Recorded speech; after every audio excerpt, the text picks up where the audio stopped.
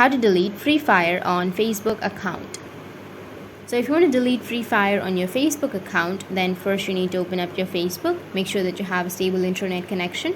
After that, go with the upper right, which has that 3 horizontal lines. Scroll down, go with settings and privacy, and tap on settings. Now under settings, you need to scroll down a bit and you will have an option of app and websites.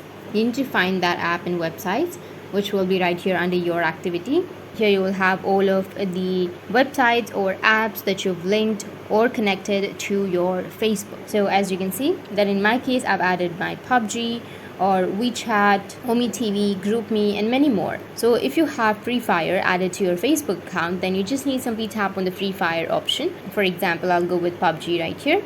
And here you will have remove section. So you need to tap on remove, and that Free Fire or PUBG or any application that you've added on your Facebook account will be removed. That's it. And if you have any questions, feel free to comment below. Thanks for watching.